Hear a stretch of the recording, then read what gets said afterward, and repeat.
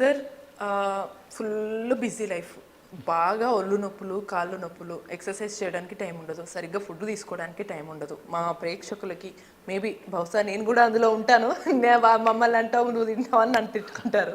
So మాకు మీరు మీ నాటు వైద్యం ద్వారా ఇచ్చే చిట్కాలతో మా నడు నొప్పులు, ముఖ్యంగా కాళ్ళ నొప్పులు, మోకాళ్ళ నొప్పులు ఉన్నాయి, ఆపరేషన్ దాకా కూడా వెళ్ళే పరిస్థితులు వచ్చిన వాళ్ళు కూడా ఉన్నారు. మరి మీరు ఎటువంటి చిట్కాలతో మాకున్న సమస్యని తొలగిస్తారు? కానీ ఇక్కడ శరీరానికి వ్యాయామం లేదు ఫస్ట్ ఆఫ్ ఆల్. రెండవది సరైన ఆహారం తీసుకుంటున్నారు, బాడీలో గ్రీసింగ్ ఉత్పత్తి కావట్లేదు. అంటే జిగురు పదార్థం, బండ్ల కన్నా గ్రీస్ కొడతారు కదండి బేరింగ్ ఫ్రీగా, కానీ ఇక్కడ బేరింగ్లు ఇవే బేరింగ్లు. ఈ బేరింగ్ ఫ్రీగా ఎందుకు కాలేకపోతుంది? వాతం పెరిగింది బాడీలో, సరే ఏది కొలబడిపోయిందో ఈ నొప్పులు పోవాలా, ఏం చేయాలా అని సబ్జెక్ట్. దీనికోసం ఏం చేయాలంటే మహాబీర విత్తనాలు తెచ్చి మిక్సీలో కొట్టాల.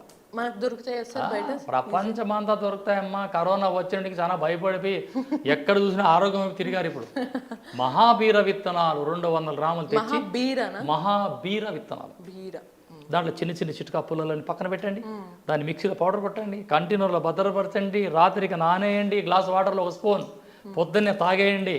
డైరెక్ట్ ముఖం కడిగిన తర్వాత డైరెక్ట్ తాగండి పరగడుపున. ఉదయం నానేసి రాత్రి నానేసి ఉదయం, ఇవి చేస్తూ 4 గంటల టైంలో మధ్యాహ్నం 4-3 గంటల ప్రాంతంలో ఒక 3 లేక 4 టీ స్పూన్లు అవిసి గింజలు నమిలి తినాలా. పచ్చి బెండకాయలు తినాలా, 2-3. సార్ అంటే ఇలా అడుగుతున్నా అని అడగచ్చు, మేబీ బహుశా ఈ సమస్య బయటికి చెప్పలేకపోవచ్చు. కొంతమంది కొద్దిగా ఏజ్ రీత్యా పళ్ళు లేక నవలేని వాళ్ళు ఉంటారు. పౌడర్ చేసేది ఇక్కడ. ఓకే, పౌడర్ చేసుకొని చక్కగా మింగేలా, లేకపోతే మళ్ళీ ఏదైనా పాలు నీళ్ళల్లో మింగాలంటారా? పాలలో కలుపుకొని తాగేయచ్చు. మహాబీర విత్తనాలు ఏ విధంగా పౌడర్ చేసి రాత్రి నానేయడం, ఉదయం నానే సాయంత్రం అలవాటు చేసుకున్నామో, మధ్యాహ్నం కూడా అంతే. ఈ అవిసి గింజల చూర్ణాన్ని 1 స్పూన్ అలా నోట్లో వేసి సప్పరించండి, అని పాలు తాగండి లేదా నీళ్లు తాగండి. ఇది రక్తంలో కలిసి గ్రీసింగ్ పెంచడంలో మహోన్నత స్థానం. రోజు 2 బెండకాయలు ఏ విధంగా తినండి, అన్ని ఆకుకూరలు తినండి, క్యారెట్, బీట్రూట్, కోసి ఇవన్నీ తినండి. ఇవి తినకనే ఈ రోగాలు వస్తాండి. జఠరాగ్ని పెంచే ఆహారాలు, మసాలాలు, బిర్యానీలు ఇవి పక్కన పెట్టండి. ఈ చికెన్ అస్సలు తినకండి, వచ్చేదే దీంతో రోగం. సార్ మరి వీటిని వాడిన వెంటనే వాళ్ళు మెడికేషన్స్ ఇప్పటికీ కొంతమంది తీవ్ర స్థాయిలో ఇబ్బందుల నుండి ఆపరేషన్స్ దాకా వెళ్ళే వాళ్ళు ఉండొచ్చు, అది కాళ్ళకి వీటికి. మరి వాళ్ళు ఈ పర్టికులర్ మీరు వాడే చిట్కా వాడటంతో మెడిసిన్స్ వాడటం ఆపేయాలా, కంటిన్యూ చేయాలా? ఆపేయచ్చు. ఇప్పుడు ఇంటర్నల్గా చెప్పినా అప్లై చెప్తా, లోపలికి చెప్పానమ్మా, ఇంటర్నల్గా చెప్పా.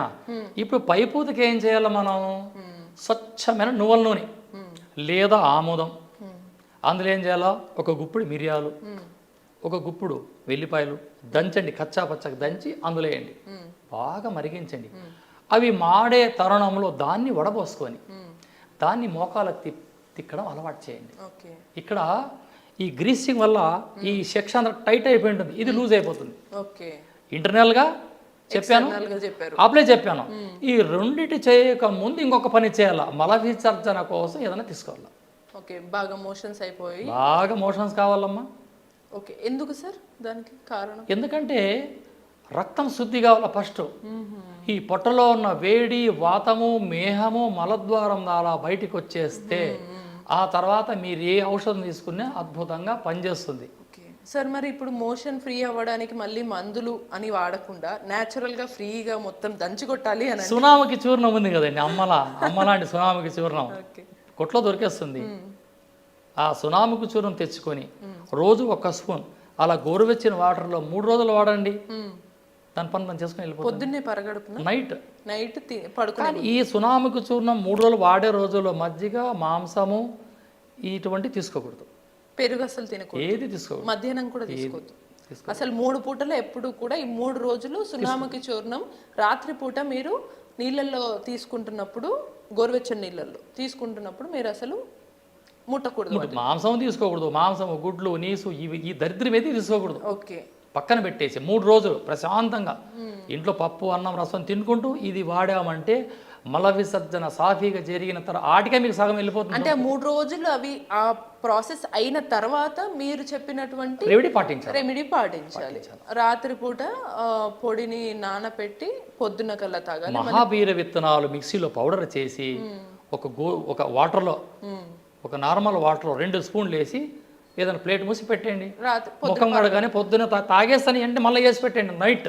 మళ్ళీ నైట్ తిన్న తర్వాత సార్ రాత్రి భోజనం చేసిన నైట్ చేసిన తర్వాత ఉదయం 2 స్పూన్లు రాత్రి 2 స్పూన్లు చేస్తూ మధ్యాహ్నం 3 గంటల ప్రాంతంలో 2 టీ స్పూన్ల అవిసె గింజలు తినచ్చు. పళ్ళు లేని వాళ్ళు పౌడర్ చేసి వాటర్లో కలుపుకొని తాగేసేయచ్చు లేదా చప్పరించి తర్వాత పాలు తాగేయచ్చు. అంతే.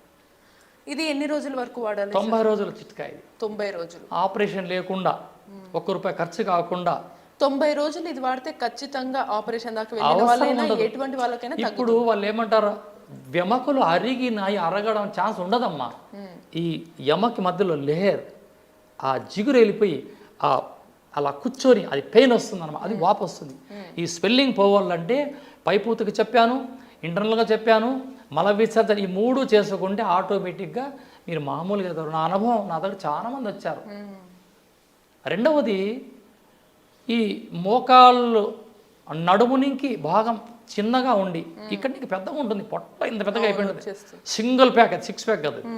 ఎప్పుడైతే ఈ సింగిల్ ప్యాక్ వచ్చేస్తుందో ఈ బిల్డింగ్ పెద్దగా అయినప్పుడు పిల్లర్లు వీక్ అవుతాయి. అప్పుడే వస్తా ఉన్నాయి ఈ మోకాళ్ళ నొప్పులు. పుట్ట తగ్గడానికి గోరువెచ్చనిగా నీళ్లు తాగాల, ఇలా ఎనుక వంగాల రోజు 10 నిమిషాలు, ఆటోమేటిక్గా మీరు తగ్గిపోతారు. Okay okay. గోరువెచ్చని నీళ్ళు పరగడుపుని తాగేసి కాసేపు వెనక్కి వంగడం అలవాటు చేసుకుంటే ఈ ఫ్యాట్ అంతా కరుగుతుంది.